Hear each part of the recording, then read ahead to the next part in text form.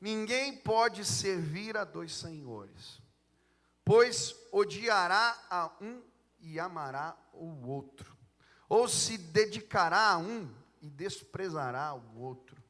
Vocês não podem servir a Deus e ao dinheiro. Portanto, eu lhes digo, não se preocupem com suas próprias vidas, quanto ao que comer ou beber, nem com seus próprios corpos, quanto ao que vestir. Não é a vida mais importante do que a comida, e o corpo mais importante do que a roupa? Observem as aves do céu, não semeiam, nem colhem, nem armazenam em celeiros, contudo o Pai Celestial as alimenta. Não tem vocês muito mais valor do que elas? Quem de vocês, por mais que se preocupe, pode acrescentar uma hora que seja a sua vida? Porque vocês se preocupam com roupas? Vejam como crescem os lírios do campo. Eles não trabalham nem tecem. Contudo, eu lhes digo que nem Salomão, em todo o seu esplendor, vestiu-se como um deles.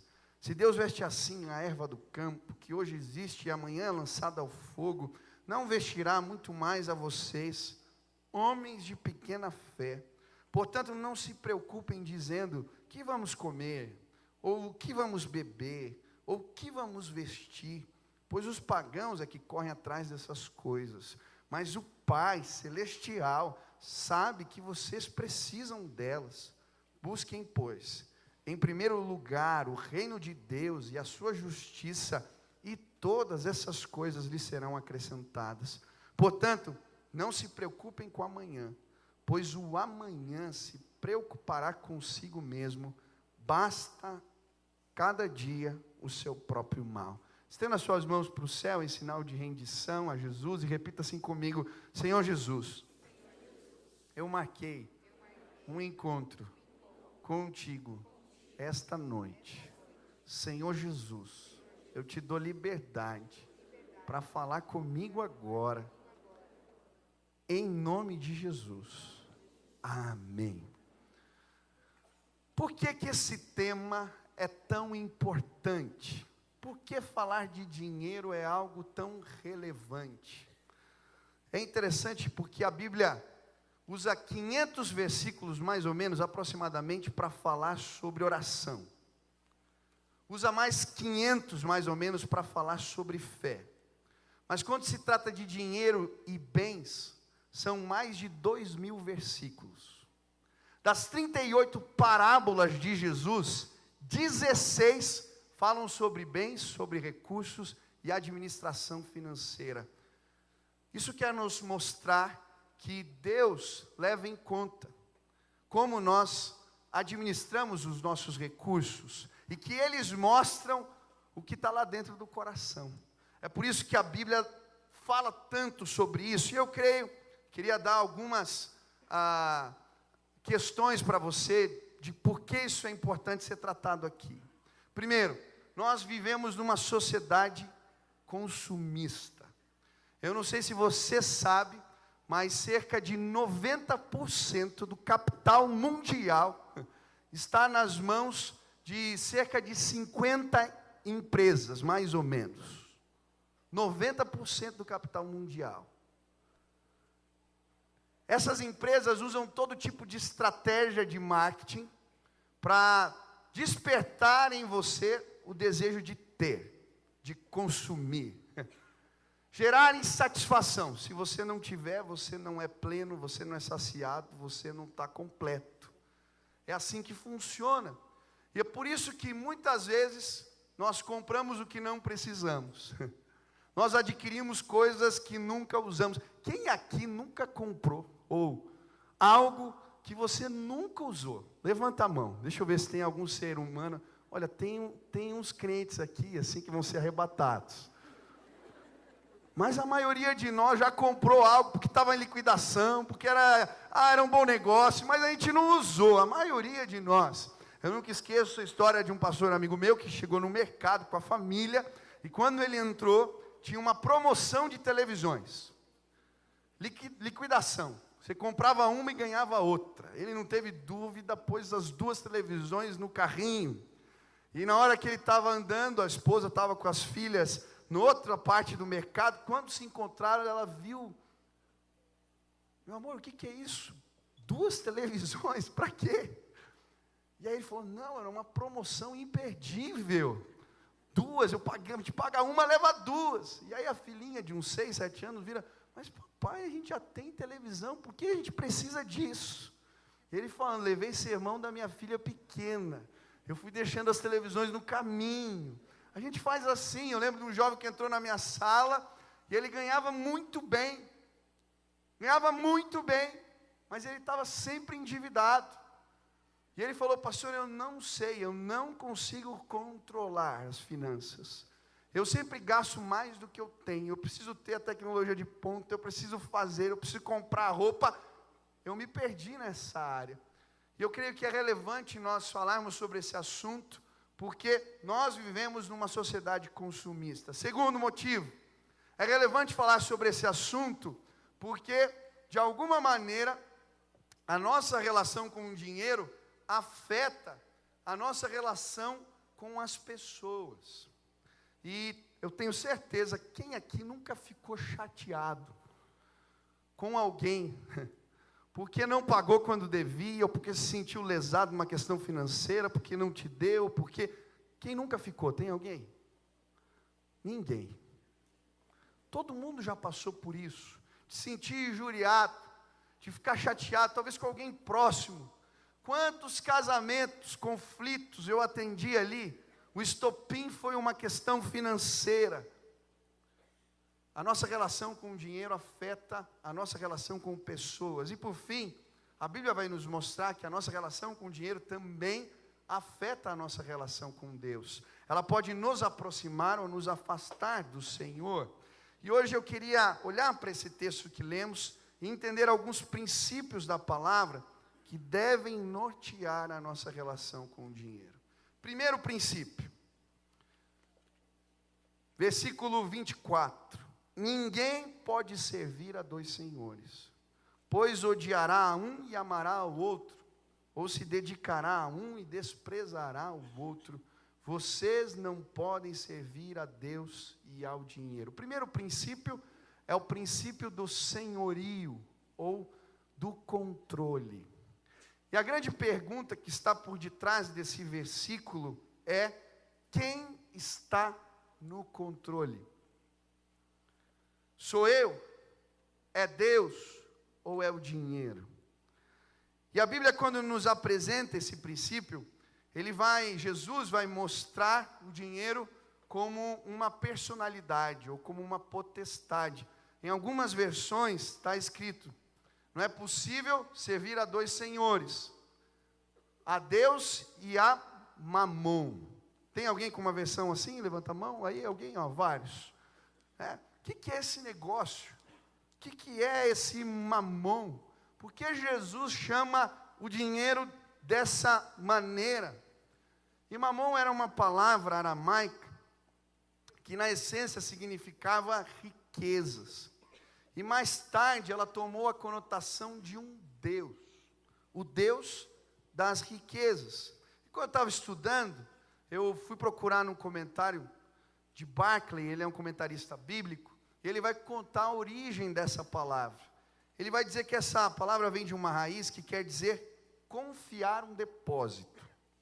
Mamon era espécie de um depósito que as pessoas confiavam a um banqueiro ou a uma empresa de seguros para lhe guardar dos riscos. Mas conforme foi passando os anos, Mamon passou a significar não o que alguém confia, uma garantia, mas passou a significar aquilo em quem alguém confia. Com o passar do tempo, passaram a escrever com letra maiúscula. E aí ele se tornou um símbolo de uma divindade antiga, o Deus das riquezas. Mas por que Jesus faz menção a isso? Eu creio que Jesus queria nos mostrar uma realidade espiritual que existe por detrás da nossa relação com o dinheiro.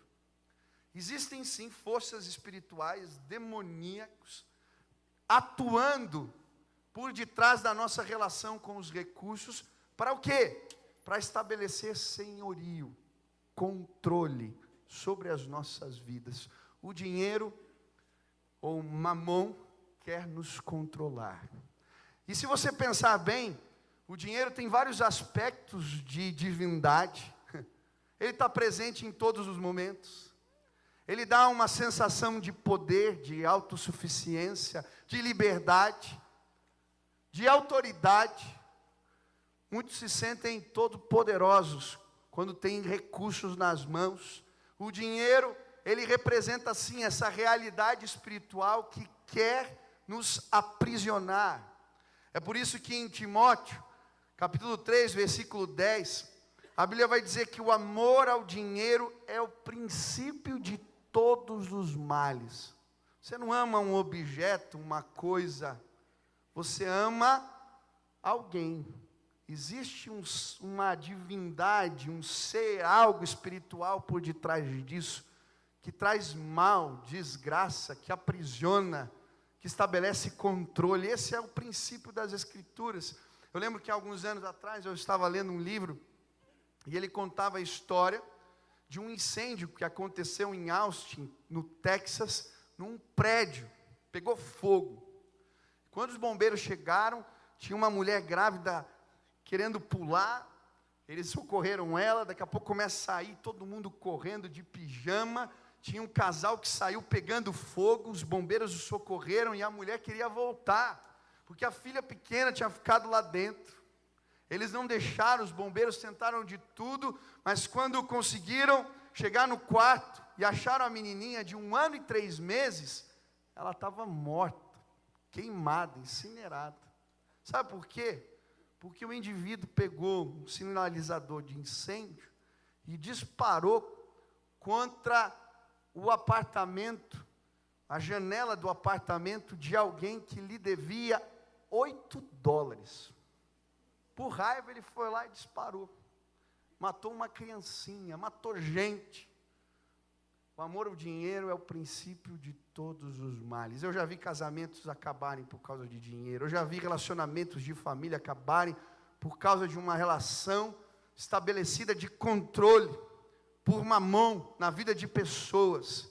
E sabe, eu vim declarar nos dias de hoje, numa sociedade consumista que perdeu muitas vezes o valor do que é certo, do que é errado, do que precisamos, do que não precisamos, que é controlada por impulsos, nós, a igreja do Senhor Jesus, vai se levantar e dizer, nós não seremos controlados por mamon.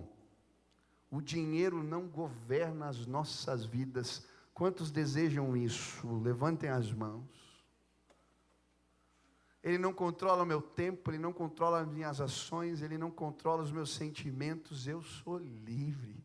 Mas pastor, como que eu posso ser liberto dessa ação espiritual que existe por detrás do dinheiro? É simples. A Bíblia vai nos mostrar aqui que nós damos as costas para mamon, quebramos o jugo dele, quando consagramos, declaramos o senhorio de Cristo sobre os nossos recursos, sobre as nossas finanças, sobre aquilo que recebemos. E hoje eu vim desafiar você a deixar Jesus, deixar Deus controlar essa área da sua vida, a submetê-la completamente aos pés de Cristo. E eu não estou falando aqui apenas do dízimo, eu não estou falando aqui de ofertas, eu estou falando de algo que vai além. É eu entender que tudo que eu recebo, tudo que eu tenho, vem de Deus. E dispor ao Senhor para Ele agir e fazer daquilo que eu tenho, o que Ele quiser. Sabe qual que é a diferença? O carro não é seu, é de Deus. O salário não é seu, é de Deus. O apartamento não é seu, é de Deus. A bicicleta que você tem não é sua, é de Deus. O carrinho do bebê não é seu, foi Deus quem deu. Tudo que nós temos vem de Deus.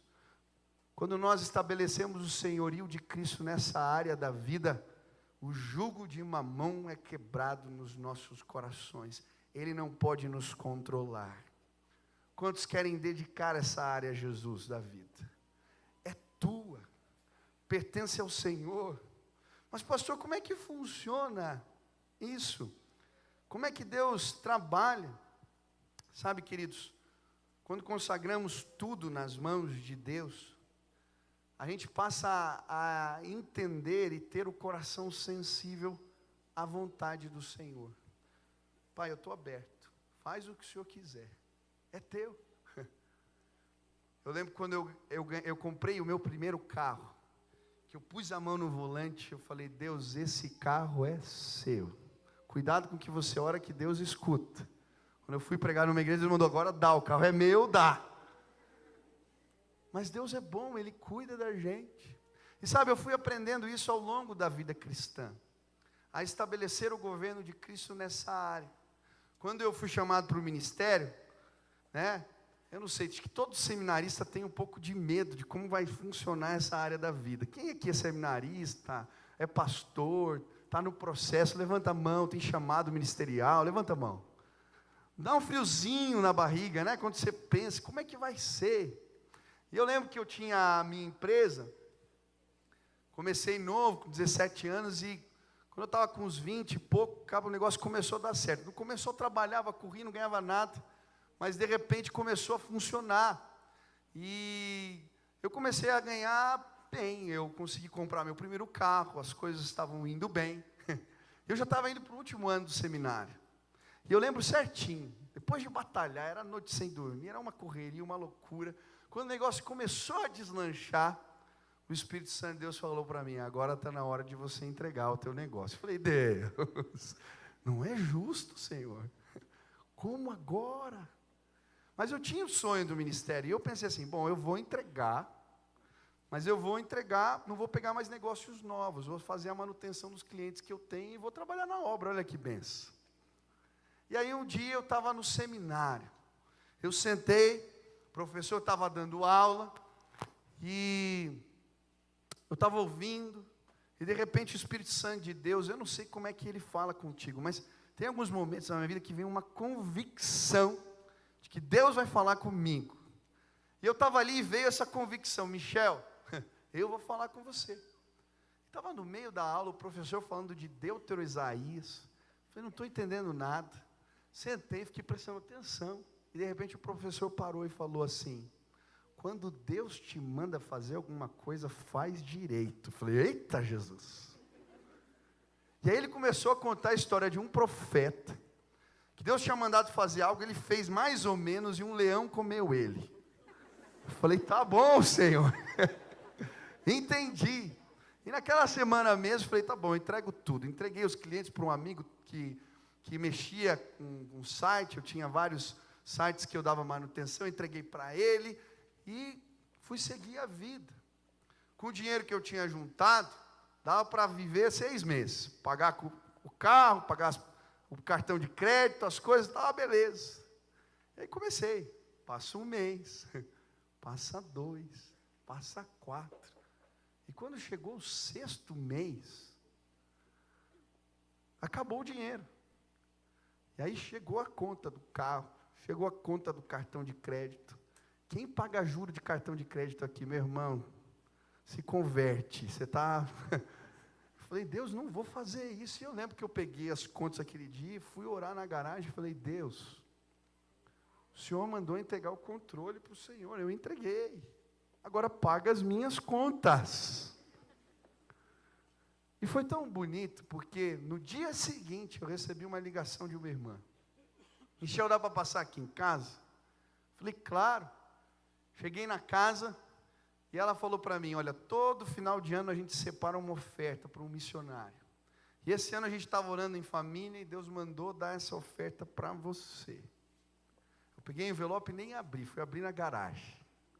Quando abri o envelope, eu falava assim, meu pé de meia voltou, aleluia. Deu para pagar os recursos, deu para pagar a conta e para sobreviver mais um tempo. E aí, esse senhorio de Jesus, ele é testado todo dia. Aí eu fui trabalhar, passou uns meses, me convidaram para ser pastor dos adolescentes. Não era pastor ainda, eu não era ordenado, era o líder. E eu lembro que eu ganhava naquela época R$ 1.200. E eu estava um dia de carro, e eu passei na frente de uma casa de um irmão.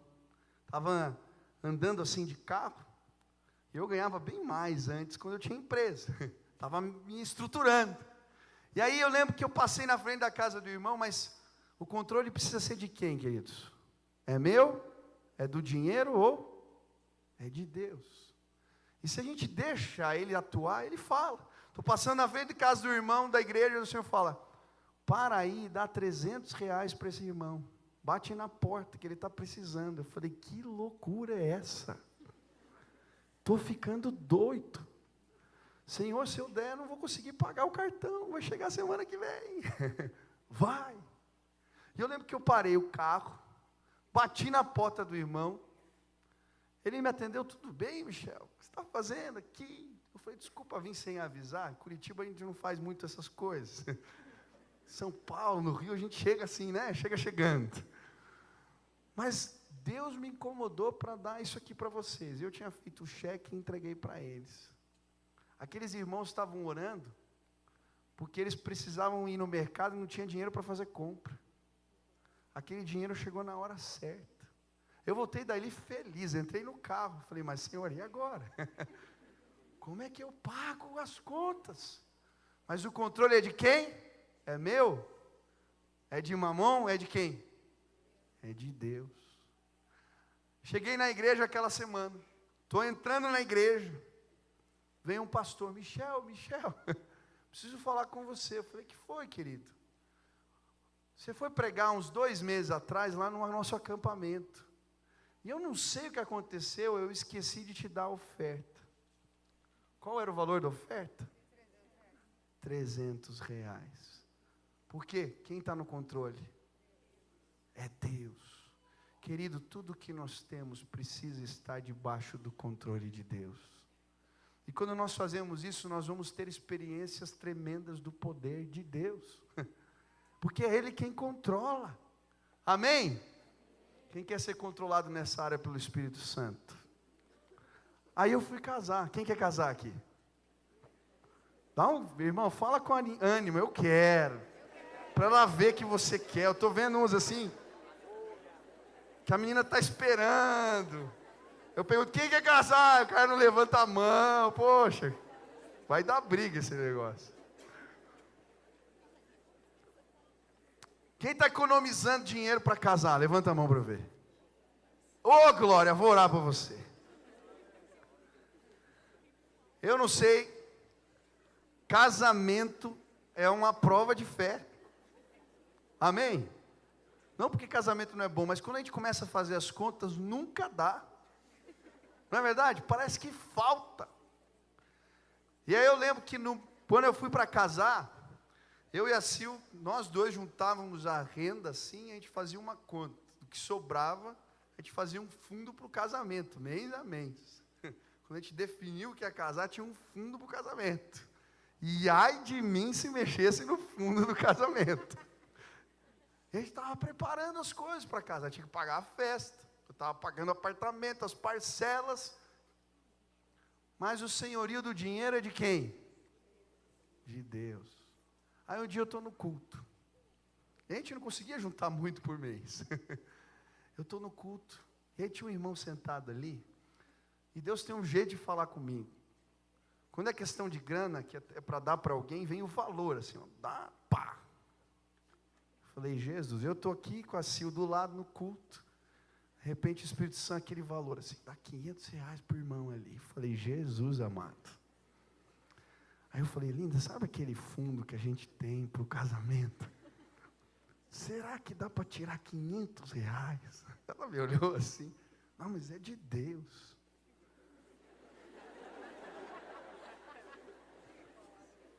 Mas é aquele irmão, Deus está me tocando, tá bom. Aí fomos lá, ela foi comigo, fiz o cheque, dei o dinheiro.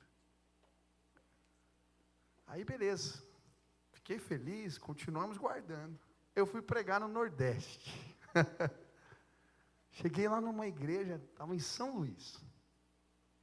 Cheguei numa igrejinha e chamaram um missionário. Um cara desse tamanho, assim, pequenininho. Tinha um trabalho no sertão nordestino. Aí ele estava falando, contando história, e ele falou, olha a igreja lá que a gente tem, no meio do sertão, deu sei lá o que, um vendaval, o que aconteceu, acabou com o telhado da igreja. E eu preciso, tal, e Deus tem que fazer, a gente não tem nada, fui contando a situação, e na hora que ele começou a falar, aquele jeito que Deus fala comigo, veio o valor. Dá R$1.000 para o cara da poupança do casamento. Eu falei, Jesus. A Sil estava longe, não dava nem para avisar. Ela vai me matar quando chegar. Mas foi tão forte. Eu peguei o cheque, fiz, falei, irmão, está aqui. Falei, meu Deus. Quando cheguei, eu lembro, ela estava na cozinha da casa, assim. Falei, linda, sabe aquela poupança nossa? Do casamento? Tinha um senhor lá, sertão nordestino, no telhado da igreja. Acabei dando R$1.000. Ela, meu Deus. Eu falei, mas ainda foi Deus, é de Deus. Porque quem que está no controle? Sou eu? É mamão? É Deus. E eu lembro que nós nos ajoelhamos na cozinha aquele dia. Eu falei, linda, a gente vai experimentar o milagre de Deus nessa área da nossa vida. Oramos juntos, Senhor, nosso casamento é teu. Faz o que o Senhor quiser. Naquela semana eu estava trabalhando aqui na igreja. Eu estou na sala, daqui a pouco chegam 2 empresários aqui da igreja, irmãos que eu conheço, amigos da nossa família. Achei estranho, Michel, eu te quero marcar um horário com você e tal, queremos conversar. Eu falei, que bom, os atendi. Começaram a puxar papo, e na hora que eles estavam indo embora, eles deixaram o envelope. Isso aqui eu vou demorar para eu casar. A gente resolveu dar teu presente de casamento adiantado. Quando eu abri o envelope, tinham 10 vezes o valor que eu tinha dado para esses irmãos aqui na igreja. Eu peguei o telefone e falei, linda, você não vai acreditar. Lembra o fundo lá? Eu tirei 1.500, agora Deus deu 10 vezes mais, aleluia. Você pode aplaudir a Jesus?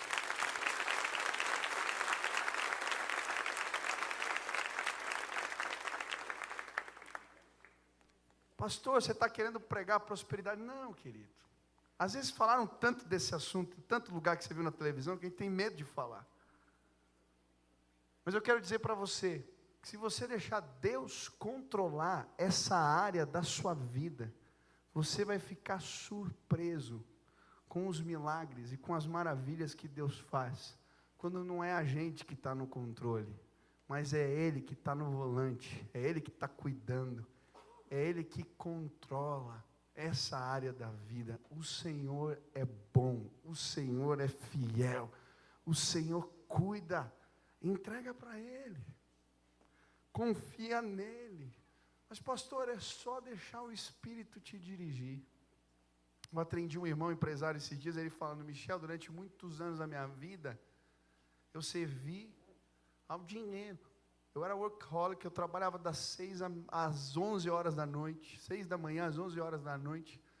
Tinha 50 funcionários, uma empresa grande, mas quando eu vi, eu estava perdendo a minha família. Eu tinha dinheiro, mas tinha uma vida miserável. E o Senhor falou, chega, para. Eu peguei e entreguei o senhorio dessa área da minha vida para Jesus. Hoje eu tenho 6 funcionários, eu vivo uma vida mais simples, mas eu sou feliz. E é um investidor do reino. Ajudou na arena, deu um valor bastante significativo para o projeto da Cristolândia, foi lá, abençoou o projeto no Parolim. O cara falou, eu quero investir no reino, porque isso vale a pena. Quem está no controle? É você? Hoje eu queria te desafiar a deixar o controle dessa área da vida nas mãos de Jesus. Segundo princípio, o princípio da dependência. O versículo 26 diz assim, observem as aves do céu, não semeiam, nem colhem, nem armazenam em celeiros, contudo o Pai Celestial as sustenta. Não tem vocês muito mais valor do que elas? O segundo princípio que a Bíblia vai nos apresentar, que deve nortear a nossa relação com os recursos, é a dependência de Deus. Precisamos depositar a nossa segurança no Senhor. não é no emprego, não é no salário, não é nas propriedades. A segurança precisa estar em Deus. E a Bíblia vai dizer que quando fazemos isso, vivemos despreocupados. Você não enruga a testa. Quem já viu pássaro preocupado aqui? Eu nunca vi. Jesus vai falar, olha, se você entregar e depositar confiança nessa área da vida nas mãos de Deus, você vai experimentar também a provisão e o cuidado dele milagroso. Você depende, aonde está a sua segurança? E sabe, muitas vezes a gente perde a paz quando está fazendo conta, fazendo orçamento em casa, quando está projetando o casamento, porque a nossa segurança não está no Senhor. Eu gosto quando Jesus está falando com Pedro e ele pede para andar sobre as águas. Jesus fala para ele, vem, e ele abandona aquele barquinho que estava cheio d'água, mas que parecia algo que lhe trazia segurança no meio do mar, mas aquilo não era capaz de sustentar na tempestade. Mas as palavras de Jesus fizeram ele andar sobre as águas e experimentar o sobrenatural de Deus. Você pode ficar ali segurando num barquinho furado, ou você pode confiar nas palavras de Jesus. E quando a gente confia nas palavras de Jesus, a gente experimenta provisão miraculosa de Deus. Eu fiquei muito feliz porque eu sempre falo que o meu chefe é Deus. Eu ensino isso para os meninos. E um tempo atrás eu estava com um pastor da minha equipe, um dos líderes da minha equipe, e ele estava passando por um tempo difícil de crise. E alguém falando para ele, poxa, você trabalha e ganha tão pouco, e começaram a... E ele falou, olha, o meu chefe é Deus. E começou a contar. Falou, eu realmente não ganho muito bem, mas Deus fez um milagre. Eu estou casado, e Deus levantou recursos que eu não sei explicar. Fazem 2 anos, que Deus levantou uma pessoa, que deposita todo mês um valor para mim. Não é da minha família. E diz que Deus mandou ela cuidar de mim. Eu tenho o que eu preciso, não me falta nada, porque Deus é o meu chefe. Você está reclamando do emprego? Você está olhando para os outros se sentindo injustiçado? Deixa eu te ensinar uma coisa.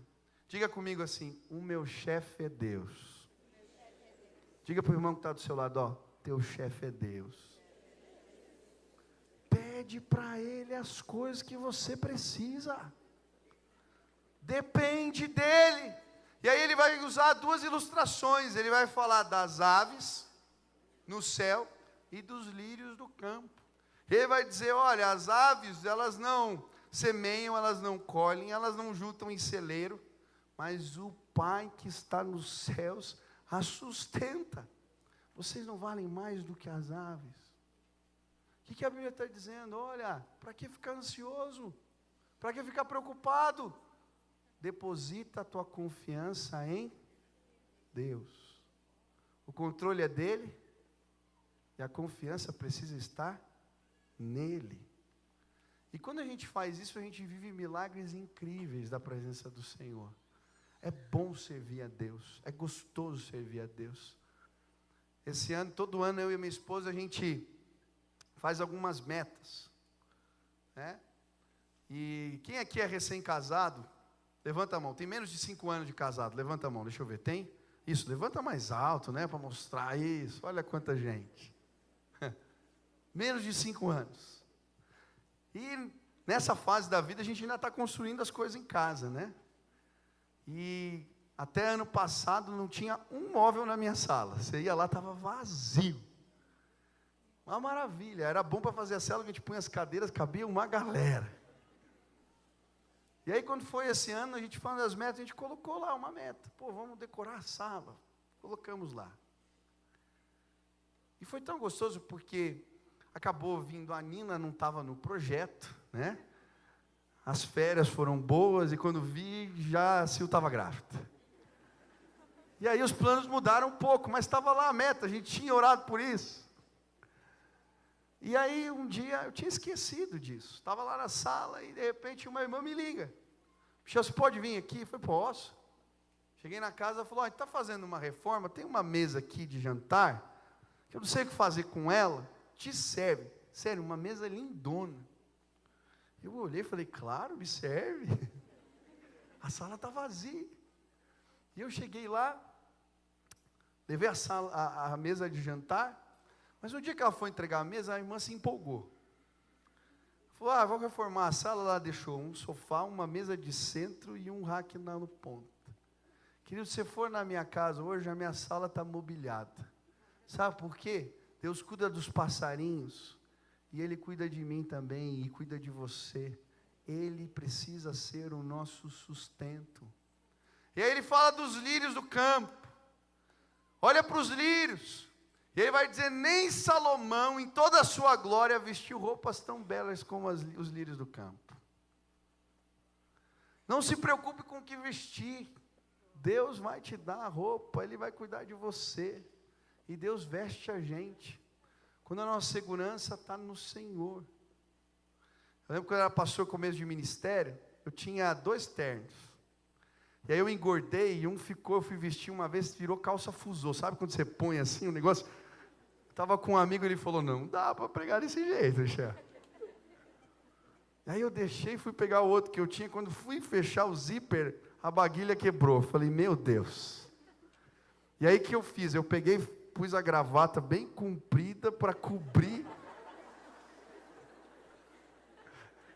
E aí eu fui pregar. E se fosse aquele culto, você ia ver, eu não me mexia. Eu nunca preguei tão comportado na minha vida. E eu lembro quando eu estava indo para o culto, eu falei, Senhor, você podia me dar um terno novo? Mas assim, não foi um pedido, foi assim um sussurro para Deus. Eu pregava pouco naquela época de terno. Mas Deus é tão bom. Aquele dia quando eu cheguei na sala do escritório, tinha lá um negócio em cima da mesa, uma caixa.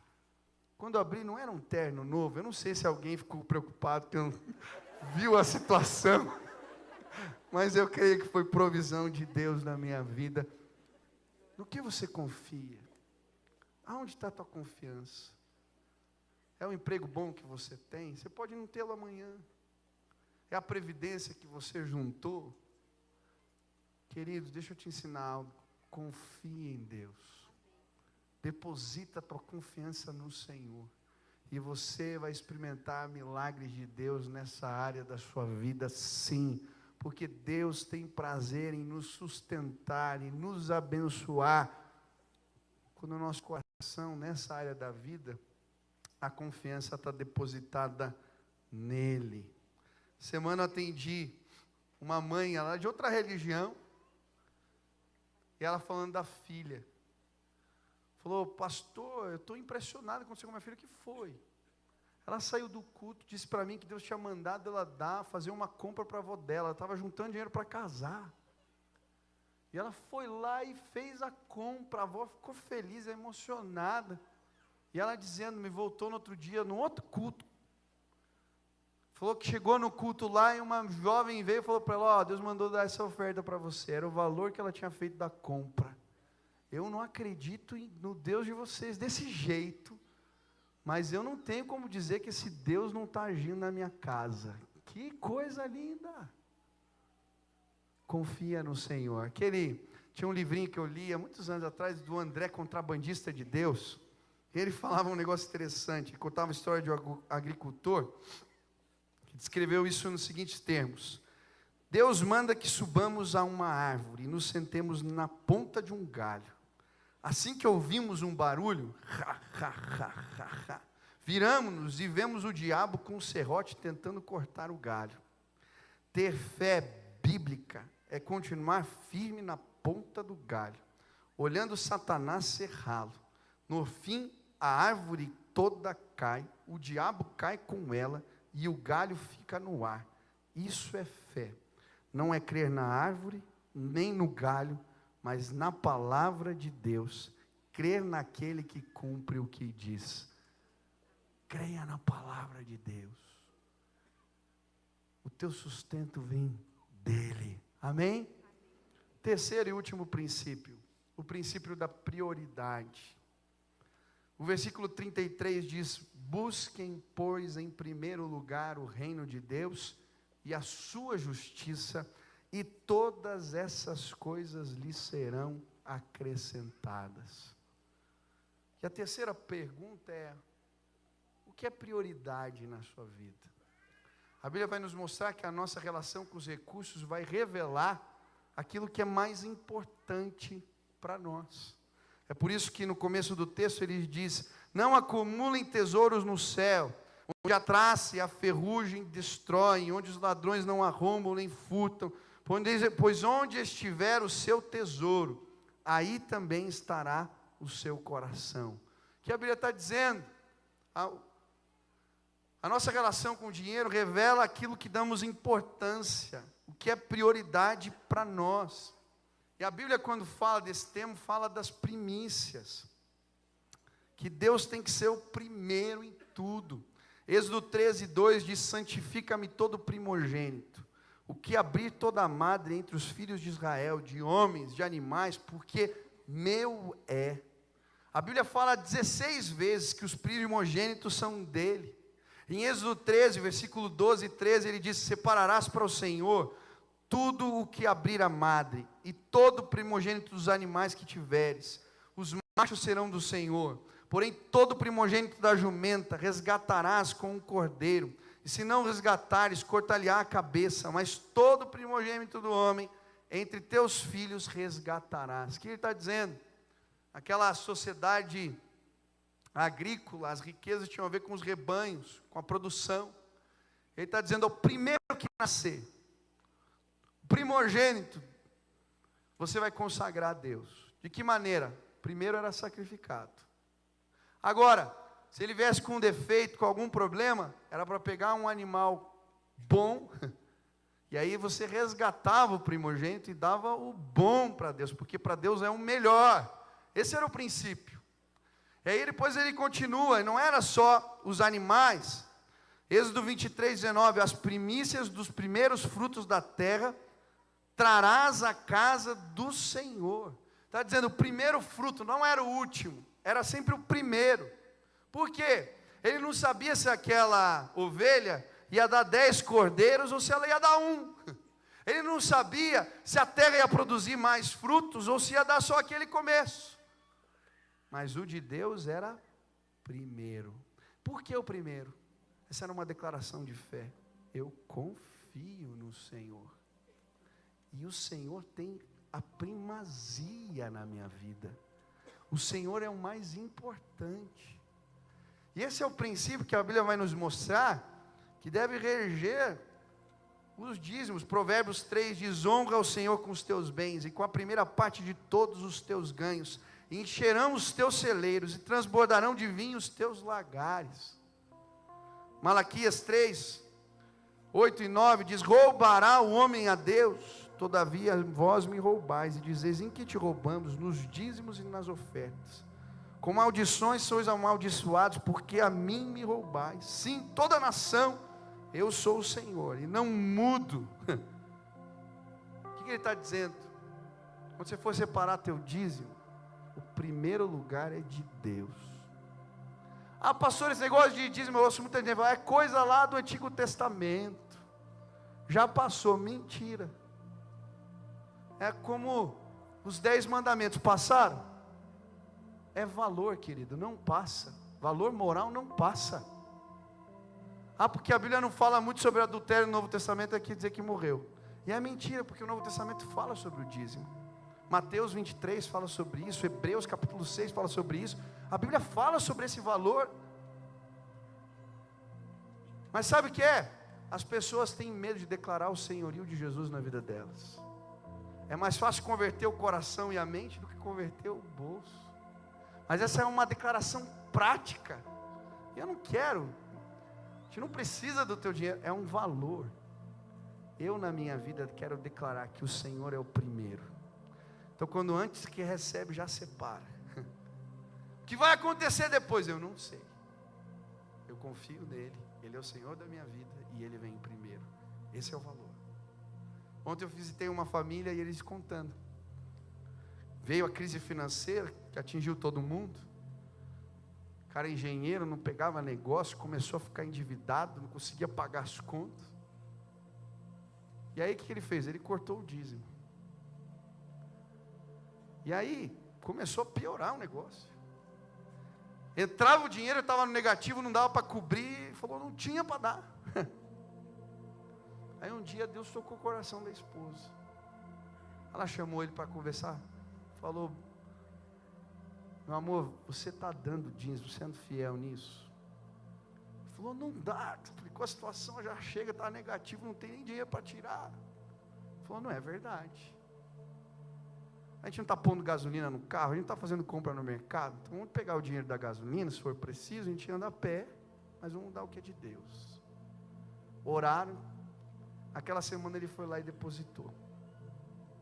Ele me falando, Michel, tinha um monte de negócio que a mesa estava quase.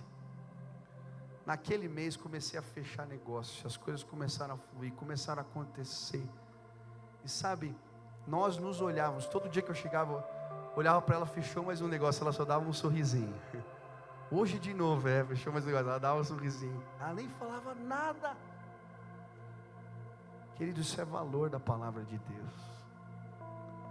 A pregação da prosperidade, ela é uma mentira. Mas a Bíblia diz que Deus tem que ser o primeiro, que tem que ter lugar na nossa vida para Ele, e que precisamos passar nesse teste de confiança, entregando aquilo que o Senhor nos dá e é dele. E quando fazemos isso, eu creio, a palavra de Deus diz, o Senhor cuida da gente e nos abençoa. A motivação do coração não é a bênção, não é barganha, não vou ganhar mais, mas é saber que eu estou dando pela fé, e eu posso olhar para os lírios do campo, eu posso olhar para as aves no céu, e saber que o Senhor cuida delas, Ele vai cuidar de mim.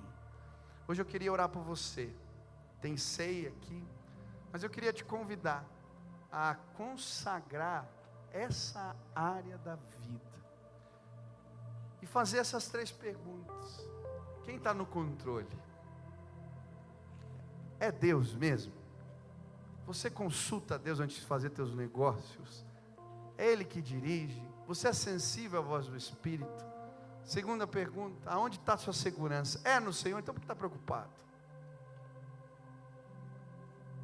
Deus é prioridade para você. Se hoje você quer declarar, eu quero que esses princípios norteiem a minha administração, são fundamentos, são simples, mas são fundamentos que eu quero aplicar na minha vida. Aonde você está, fica de pé no teu lugar, eu quero orar por você, e pedir a bênção, o favor de Deus, sobre a sua vida, nessa área. Eu creio, Deus vai derramar.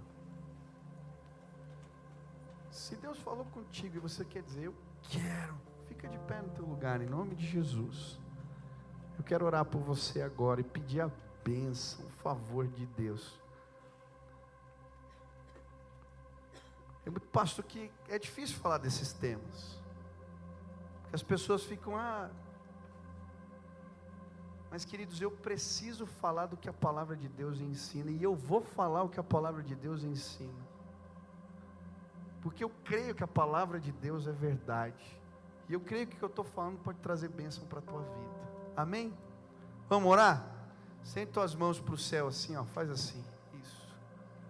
Deus, tem um monte de gente aqui de pé, algumas eu conheço, outras não, mas elas estão pedindo ao Senhor, que as ajude a lidar com essa questão do dinheiro, estão pedindo e declarando pela fé, ao ficarem de pé, que o Senhor é quem detém controle, que querem dedicar o controle dessa área da vida ao Senhor, estão de pé, declarando que a segurança que eles têm, não está no salário, não está nos bens, mas está em Jesus, e nas suas promessas, e na sua palavra, estão de pé, declarando que o Senhor é o primeiro, tem primazia, merece honra. Eu quero pedir, nos ensina a te honrar, Deus, que o Senhor veja em nós um coração adorador, na maneira que nós lidamos com isso, e como nos entregamos e dedicamos as coisas que o Senhor nos dá ao Senhor. Dá liberalidade, cuida dos nossos corações nessa área, essa é a nossa oração, abençoa o teu povo. Eu quero pedir, Deus, Tem muita gente aqui passando por dificuldade, por lutas nessa área. Tem muita gente aqui contando os recursos, porque quer casar, porque tem sonhos. Eu quero pedir, Pai, abre as janelas do céu e libera favor sobre a vida dos meus irmãos, e que eles tenham história para contar, do que Deus fez, da fidelidade de Deus, do milagre de Deus, nesta área específica da vida. Faz assim, Senhor, essa é a minha oração, em nome de Jesus, amém, amém. Aleluia.